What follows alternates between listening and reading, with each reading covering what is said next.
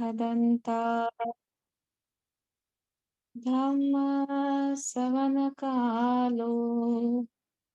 अयं भदन्ता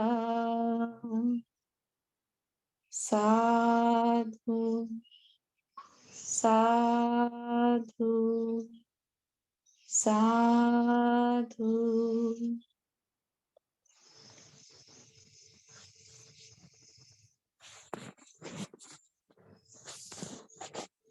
हमारी आवाज आ रही है कैसे?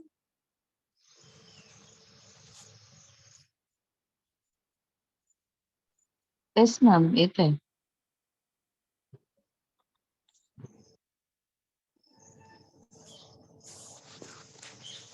सभी श्रद्धावान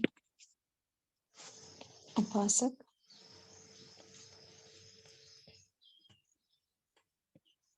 जैसे कि जिस उद्देश्य के साथ में आप इस ग्रुप से जुड़े हैं कि आप यहाँ धम्म सीख रहे हैं, ध्यान को सीख रहे हैं, शील का पालन कर रहे हैं, तो बुद्ध वचन है कि जो व्यक्ति शील को धारण करता है, धम्म को धारण करता है, उसे निश्चित ही सुख का लाभ होता है, परमत्त सुख का लाभ होता है।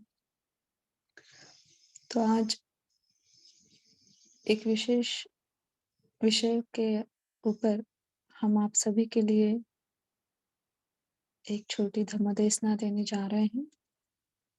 आशा करते हैं कि इस धम्मदेशना से उपस्थित अनुपस्थित सभी जीवों को लाभ मिले और इस बुद्ध वचन से हम सभी दुख से मुक्त होकर अपने जीवन का अंतिम उद्देश्य को साध्य करने में यशस्वी हो जाए।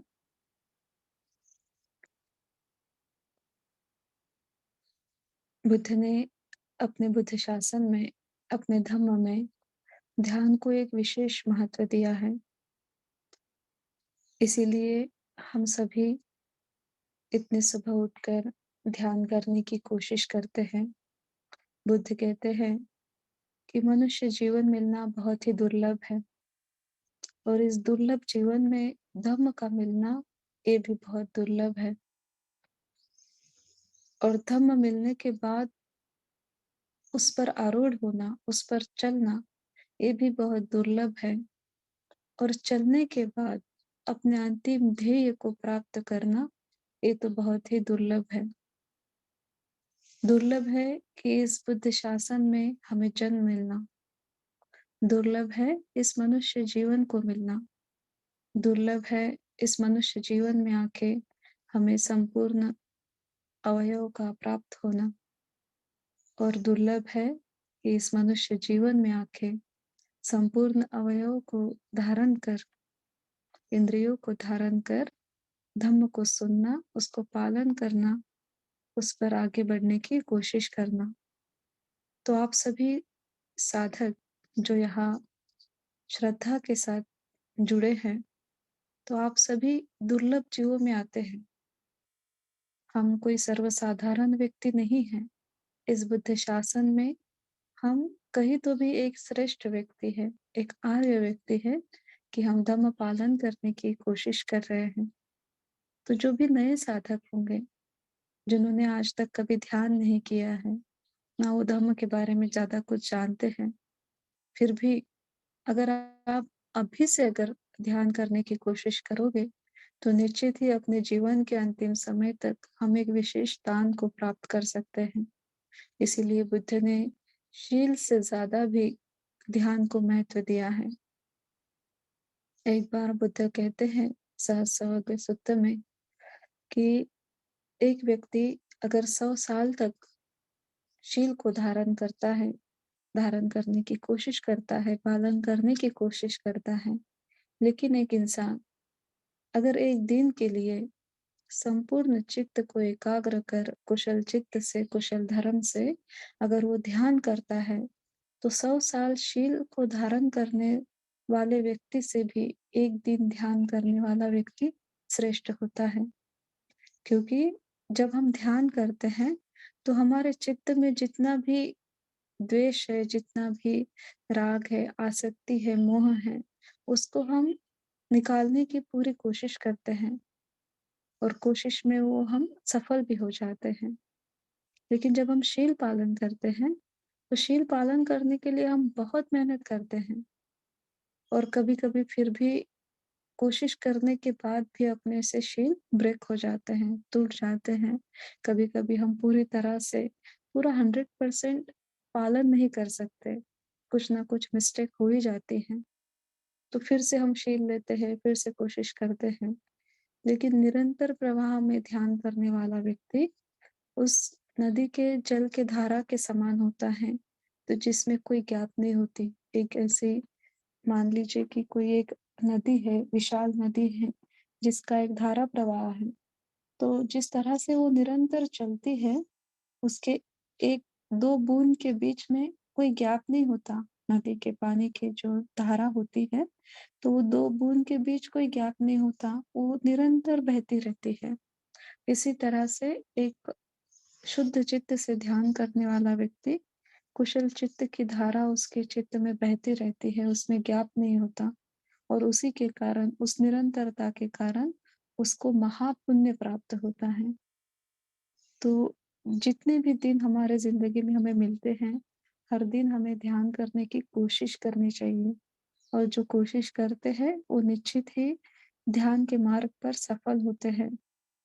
इसीलिए बुद्ध ने इस मनुष्य जन्म को श्रेष्ठ और दुर्लभ बताया है, क्योंकि इसी जन्म में मनुष्य जीवन में ही हम ध्यान को समझ पाते हैं, धम्म को समझ पाते हैं, सुन पाते हैं, बोलते हैं, वो धारण करने की कोशिश करते हैं। एक अल्पश्रुत सुत्त है अंगुत्तर निकाय में। उस सुत्त में भगवान बुद्ध ने उपासक के 4 गुण बताए हैं। तो वो आज हम सभी के लिए बहुत ज़रूरी है, उसे देखना, उसे समझना और हम कौन से उपासक में आते हैं, उसको ध्यान में रख के कम से कम आज से भी अपने आगे की जो यात्रा है, उसको सफल करना। तो बुद्ध ने कहा है भिक्खु संघ को संबोधित करते हुए कि चत्तारो भिक्खवे पुग्गला संतु सविज्जमाना लोकस्मिन्। चत्तारो भिक्खवे पुग्गला संतु सविज्जमाना लोकस्मिन्, यानी कि भिक्खुओं, इस संसार में 4 प्रकार के लोग उत्पन्न होते हैं। बुद्ध शासन होने से भी, बुद्ध शासन नहीं होने से भी 4 प्रकार के उपासक संघ, 4 प्रकार के लोग यहाँ उपस्थित होते हैं। तो पहला जो उपासक वर्ग है, उसे बुद्ध ने कहा है कि अल्पसुतो सुतेन अनुपपन्नो, यानी कि कुछ लोग ऐसे होते हैं जो अल्प धर्म सुनते हैं। अल्प मतलब कभी-कभार, जैसे कि अभी हम जान रहे हैं वर्षवास शुरू होने जा रहा है अगले महीने से। तो जब वर्षवास शुरू होता है तो पूर्णिमा के दिन, अमावस के दिन, अष्टमी के दिन हमें लगता है कि हमें भिक्षु संघ को अपने घर में निमंत्रित करना चाहिए। कभी हमने विहार में जाना चाहिए, धम्म को सुनना चाहिए। तो इस तरह से कभी-कभी साल में पूर्णिमा के दिन या साल में वर्षवास के समय, वर्षवास के पूर्णिमा पर या फिर बुद्ध पूर्णिमा पर ऐसे कुछ विशेष दिनों पे हम धम्म सुनते हैं। तो विशेष दिनों पे धम्म सुनते हैं थोड़ी देर के लिए, तो अल्प ही धम्म सुनते हैं। ज़्यादा धम्म तो उस समय हम नहीं सुन पाते, क्योंकि कम समय में कम ही धम्म सुनेंगे। तो कम धम्म सुनते हैं और उसे भी भूल जाते हैं। जैसे कि विहार से बाहर निकल गए, तो जो भी विहार में धम्म सुने हैं, भिक्षु संघ से या धम्म प्रचारकों से, उसे हम भूल जाते हैं। और निरंतर धम्म नहीं सुनते हैं तो उसकी याद भी नहीं आती। साल में 1 आध बार धम्म सुनते हैं थोड़ा बहुत और उसे भी हम तुरंत भूल जाते हैं। तो ऐसा एक उपासक वर्ग इस संसार में उपस्थित है। बुद्ध कहते हैं कि वो कम धम्म सुनते हैं और उसे भी भूल जाते हैं। तो दूसरा वर्ग भगवान बुद्ध ने कहा है कि अप्पसुतो सुतेन उपपन्नो, कि दूसरा वर्ग इस तरह से है कि वो कम धम्म सुनते हैं, लेकिन कम धम्म सुनते हैं तो जितना भी धम्म उन्होंने सुना है, उसको वो धारण करने की, पालन करने की कोशिश करते हैं। तो ये भी वर्ग इस संसार में उपस्थित हैं। ये भी वर्ग है उपासक में कि कभी-कभार धम्म सुनते हैं, वो बोलते हैं कि हमें रोज़ तो विहार जाना नहीं होता है, रोज़ तो धम्म देसना सुननी हमसे नहीं होती है, लेकिन कभी-कभार हम धम्म सुनते हैं, विहार में जाते हैं या किसी धम्म सभा में उपस्थित होते हैं, धम्म सुनते हैं। तो जितना भी धम्म सुनते हैं, उसे पालन करने की कोशिश करते हैं। तो इस वर्ग के उपासक जो होते हैं, तो इस वर्ग के उपासक जो जितना भी थोड़ा बहुत धर्म उन्होंने सुना है, उसको पालन करने की कोशिश करते हैं। इस वर्ग के उपासक के लिए भगवान बुद्ध ने कहा है कि ये उपासक पुण्य कर्म तो करते हैं, लेकिन ज़्यादा लंबे समय धम्म में यात्रा नहीं कर सकते। क्योंकि जितना भी हम पुण्य संचय करते हैं, उससे भी ज़्यादा हम अपुण्य का संचय करते हैं। इस मनुष्य जीवन में आके लोभ से, द्वेष से, ईर्ष्या के कारण ज़्यादा से ज़्यादा हमसे अकुशल होते रहता है। तो छोटा अगर धम्म सुने तो उतनी ही अपनी पारमी बनेगी, उतना ही धम्म हमें पता रहेगा तो हम वहीं तक जा पाएँगे, जितना अल्प धम्म हमें सुना है हमने तो उतने अल्प समय तक ही हम उसको पालन कर सकते हैं। ज़्यादा लंबे समय तक हम पालन नहीं कर सकते और धम्म में ज़्यादा लंबी यात्रा हम कर नहीं सकते। धम्म में ज़्यादा लंबी यात्रा नहीं कर सकते इसका मतलब कि जो भी 4 महत्वपूर्ण धम्म पालन करने का उद्दिष्ट अपने बुद्ध शासन में है कि हमें श्रोतापन्न, सकदागामी, अनागामी और अरहंत फल को प्राप्त करना है, तो वहां तक हम नहीं पहुंच पाते। एक पहले फल तक भी श्रोतापन्न फल तक भी हम नहीं पहुंच पाते। थोड़ा-सा धम्म सुन के थोड़ा बहुत आगे मतलब और लोगों से थोड़ा बहुत आगे निकल जाते हैं, उसके कारण हमारे जीवन में सुख और समृद्धि का लाभ हमें होता है। लेकिन किसी न किसी अकुशल कर्म के कारण निश्चित ही हमें दुर्गति का भी लाभ हो सकता है। सुगति निश्चित वहाँ पे नहीं हो सकती अल्प धर्म सुनने वालों के और अल्प धर्म पालन करने वाले उपासक के लिए। तीसरा वर्ग भगवान बुद्ध ने कहा है कि बहुश्रुतो सुतेन अनुपपन्नो यानी कि ऐसा उपासक वर्ग इस संसार में उपस्थित है कि वो बहुत धम्म सुनता है, बहुत निकाय पढ़ता है, बहुत धम्म पढ़ते हैं, सुत्त पढ़ते हैं, लेकिन उसमें से एक भी धर्म वो पालन नहीं करते। ऐसा उपासक वर्ग भी इस संसार में उपस्थित है। आज भी हम देखते हैं बहुत सारे उपासक, बहुत सारे धम्म प्रचारक, उनको बहुत सारा नॉलेज होता है धम्म के बारे में। थ्योरी के बारे में, बुद्ध शासन के बारे में, बहुत कुछ वो जानते हैं, थ्योरेटिकली बहुत कुछ जानते हैं, लेकिन उसको वो कुछ भी धारण नहीं करते, कुछ भी पालन नहीं करते। धम्म के छोटे-छोटे गुणों को भी वो धारण नहीं करते हैं, जैसे कि शील को पालन करना है, ध्यान करना है, दान करना है, संघ को बढ़ाना है, संघ की एकता को संजोज के रखना है। विहार की उत्पत्ति करना है, बुद्ध शासन को सपोर्ट करना है, ये छोटे-छोटे कार्य भी वो नहीं जानते हैं और वो बहुत धम्म जानने के बावजूद भी कुछ भी पालन नहीं करते। तो बुद्ध कहते हैं तो ये लोग कुछ इस तरह से होते हैं कि जिस तरह के से एक वो गाय चराने वाला एक इंसान होता है, बुद्ध ने यहाँ एक बहुत ही सुंदर उपमा दी है। कि एक गाय चराने वाला इंसान जो होता है जिसे गवैया कहते हैं आई थिंक, तो वो गाय चराने वाला इंसान सारे गाँवों में से गायों को चराने के लिए लेके जाता है जंगल में और चराने के बाद में उसको अपने घर तक छोड़ देता है। उसकी खुद की एक भी गाय उसमें नहीं रहती है। तो मान लीजिए कि अगर उस गवैये को, गाय चराने वाले वो इंसान को अगर कभी किसी आर्थिक रूप से किसी चीज़ की ज़रूरत है, तो वो उस गायों में से 100 हज़ार गाय वो चराने के लिए लेके जाता है, लेकिन उसमें से एक भी गाय वो किसी को बेच के अपनी आर्थिक संकट से वो मुक्त नहीं हो सकता। किसी भी गाय का वो अपने लिए उपयोग नहीं कर सकता। ना वो गाय का दूध निकाल सकता है, ना घर पे लेके जा सकता है, ना कभी आर्थिक संकट आने से किसी गाय को वो किसी को बेच नहीं सकता है, क्योंकि वो उसकी नहीं होती, वो सिर्फ़ चराने वाला होता है। वो दूसरों की संपत्ति होती है जिसे उसको दूसरों के पास पहुँचना होता है, तो लेके जाना होता है।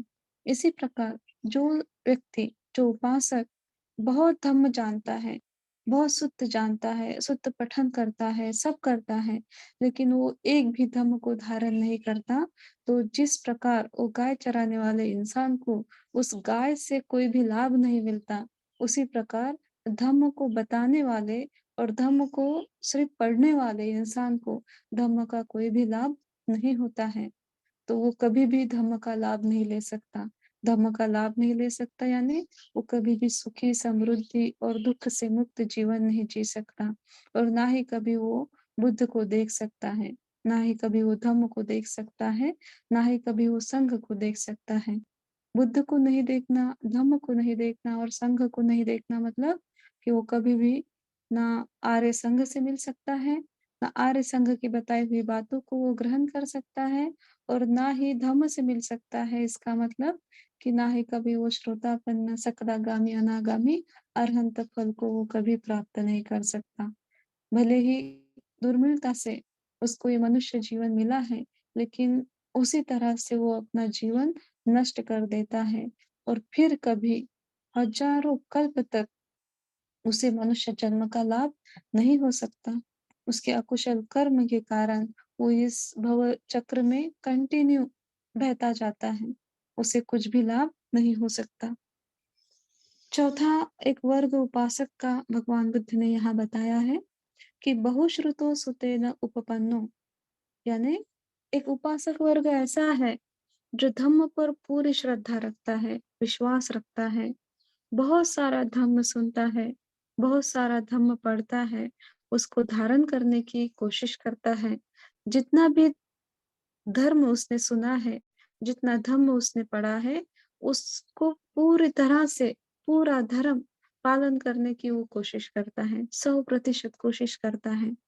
तो बुद्ध कहते हैं, इस वर्ग में रहने वाला उपासक इस दुर्मिल मनुष्य जीवन में निश्चित ही इस दुर्लभ मनुष्य जीवन में निश्चित ही एक ना एक फल को प्राप्त करता है। ये बुद्ध वचन है कि वो निश्चित ही एक फल को प्राप्त करता है।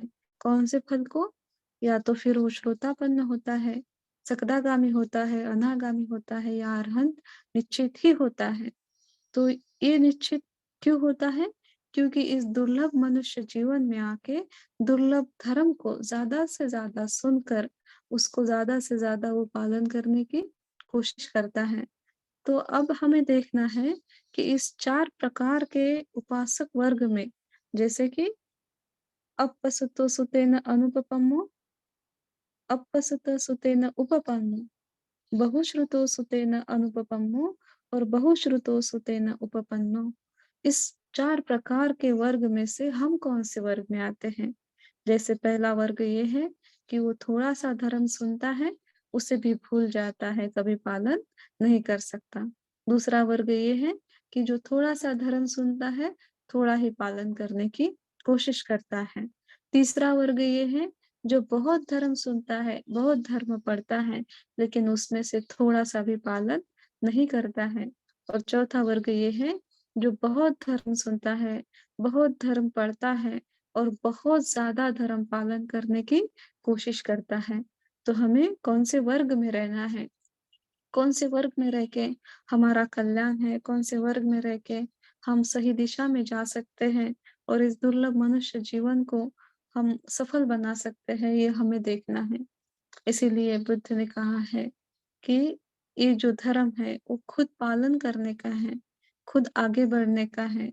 जो इंसान इस धर्म को नज़दीक से देखेगा, वो निश्चित ही इस दुर्लभ मनुष्य जीवन को सफल कर देगा। बुद्ध के नवांग को जानेगा। नवांग को जानना यानी बुद्ध का जो धर्म है, वो 9 गुणों में है, 9 गुणों में स्थित है, जिसमें सुत्त है अ, और उसके बाद गाथाएँ हैं, बहुत सारा व्याकरण है, यानी कि धम्मपद है, इति उत्तक है, जैसे कि बुद्ध ने किसी का संदर्भ देके धम्म को बताया है। फिर जातक कथाएँ हैं, जैसे कि बुद्ध ने इस जातक कथाओं में अनेक जन्मों के बारे में, बोधिसत्व के जन्म के बारे में बताए हैं। उसके बाद में बहुत सारी गाथाएँ हैं, वेतल है। वेतल यानी धम्म में जो बुद्ध के साथ में जो चर्चा हुई है, भिक्षु संघ के अंदर भिक्षु संघ के साथ में बुद्ध की जो चर्चाएँ हुई हैं, वो चर्चा भी एक धम्म था।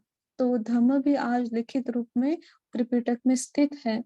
तो उसको जानना, इस तरह से बुद्ध के धम्म के 9 अंग हैं। तो इस 9 अंग को पूरी तरह से जानने वाला उपासक बहुश्रुत उपासक कहलाता है। बहुश्रुत उपपन्नो उपासक कहलाता है। बहुश्रुत उपपन्नो उपासक यानी कि वो बुद्ध के इस 9 अंग को पूरी तरह से जानता है और इस 9 अंग को पूरी तरह से पालन करने की कोशिश करता है।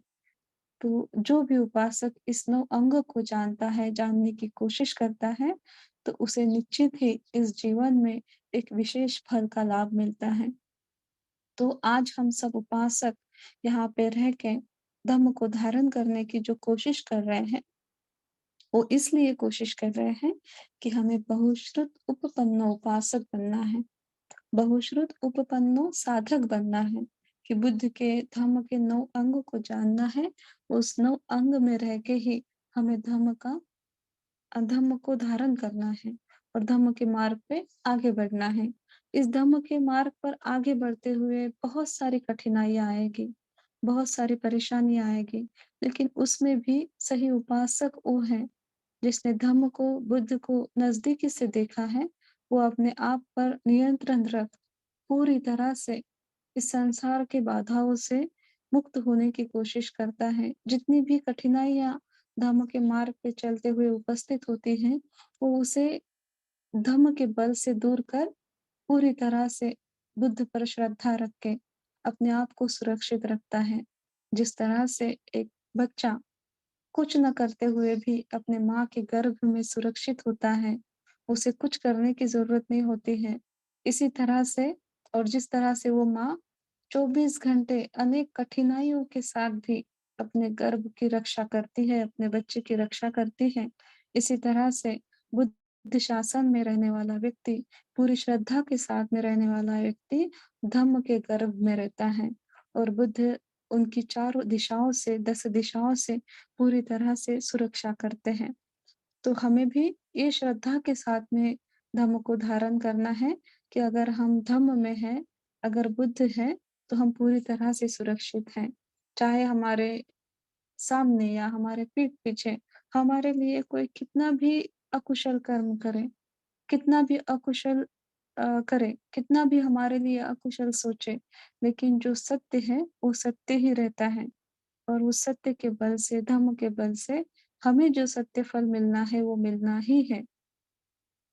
जब हम कोई साधक ऐसे होते हैं, जो धम्म को अभी सुन रहे हैं, सुनते-सुनते उनके चित्त में ये भाव उत्पन्न होता है कि आज तक तो फिर हमने बहुत अकुशल कर्म किए, उसका क्या?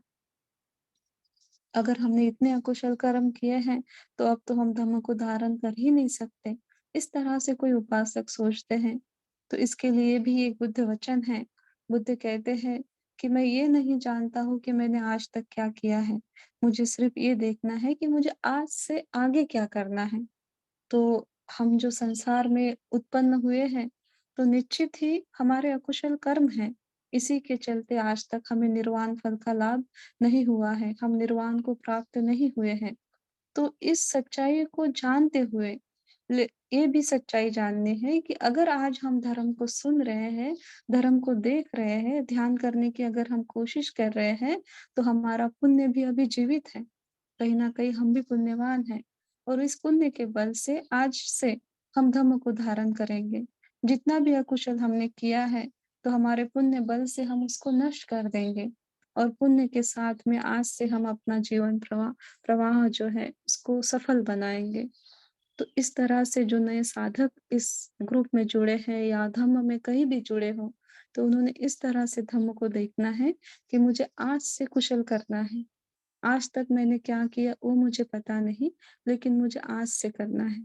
अगर आज हम धम्म को सीखेंगे, पूरी श्रद्धा के साथ में जानेंगे को उसको धारण करने की कोशिश करेंगे, तो निश्चित ही धम्म के बल से जो धम्म में जो लाभ है, कौन से लाभ है? आयु, वन्ना, सुख और बल। हमें लंबी आयु मिलेगी, हमें सुख मिलेगा, हमें सुंदर वर्ण मिलेगा और हमें बल मिलेगा।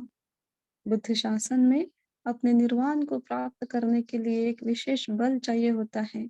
जिस तरह से एक दुर्बल व्यक्ति कभी भी बलवान व्यक्ति से जीत नहीं सकता, इसी तरह से धम्म में दुर्बल व्यक्ति धम्म को जीत नहीं सकता। शील में दुर्बल व्यक्ति कभी धम्म में आगे नहीं बढ़ सकता।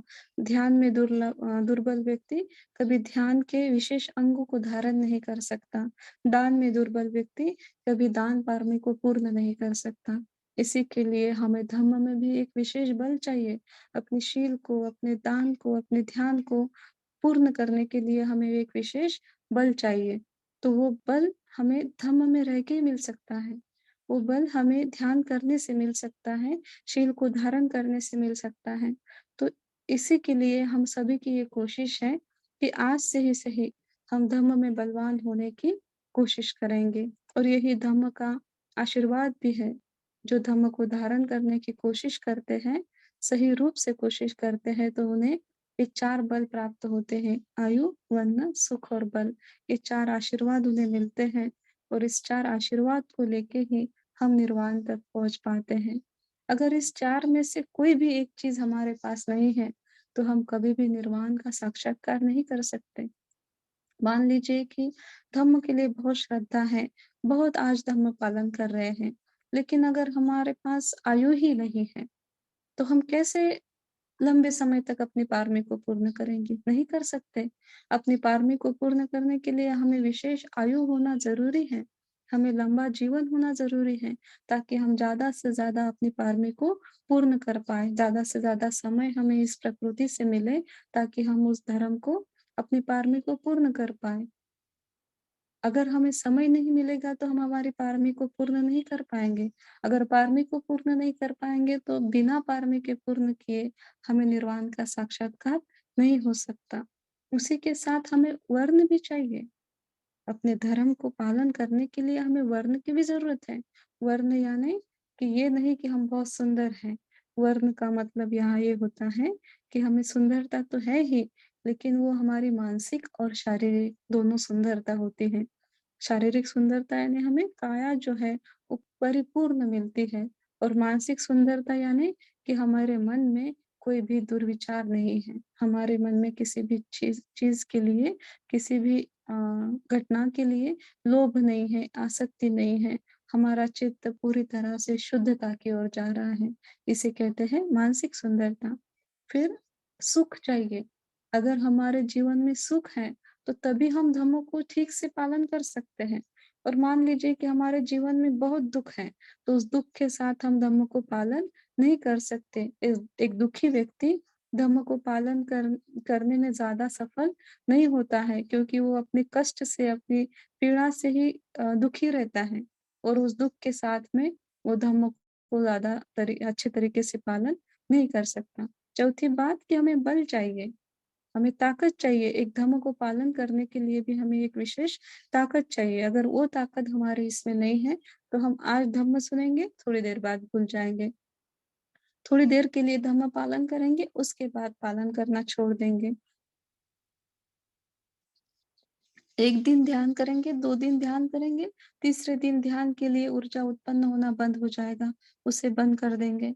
बहुत सारे हमारे बीच ऐसे साधक होंगे कि हाँ, हमने कुछ समय तक निरंतर ध्यान किया, फिर उसके बाद ध्यान करना छोड़ दिया। कुछ साधक ऐसे होंगे जो बोल रहे होंगे कि हाँ, कुछ साल पहले हमने विशेष ध्यान किया था, अब वो ध्यान कुछ भी नहीं रहा। क्यों नहीं रहा? क्योंकि वो ध्यान करने में विशेष बल हम में नहीं था। तो ध्यान के लिए भी हमें बल चाहिए होता है। तो ये 4 बातें अगर हमारे पास रहेगी, तो उसी के साथ हम धम्म को विशेष रूप से धारण कर पाएँगे और विशेष फल को भी प्राप्त कर पाएँगे। लेकिन कौन कर पाएगा ये सारी चीज़ें? जो बहुश्रुत उपपन्न उपासक हैं, जिन्होंने धम्म को पूरी तरह से जाना है और पूरी तरह से वो पालन करने की कोशिश कर रहा है। तो आज से हमें ये कोशिश करनी है कि हमें धम्म के नवांग को जानकर, 9 अंगों को जान के बहुश्रुत उपपन्न उपासक बनना है और बुद्ध वचन पर विश्वास रख के हमें हमारे निर्वाण तक पहुँचना ही पहुँचना है। और एक-दूसरे को वहाँ तक पहुँचने के लिए मदद करनी है। तो आशा करते हैं कि इस धम्मदेशना से, इस छोटे धम्मदेशना से जो भी नए पुराने साधक अभी इस धम्म को सुन रहे हैं, तो उनको इस धम्म से लाभ मिलेगा और आज से सभी साधक एक नए तरीके से धम्म को जानने की कोशिश करेंगे, नए तरीके से धम्म को धारण करने की कोशिश करेंगे और उनके ध्यान के लिए इस बुद्ध वचन से उनको एक विशेष बल प्राप्त होगा, जिस बल के साथ वो अपनी साधना को, अपने ध्यान को सफल कर पाएँगे। साधु, साधु, साधु।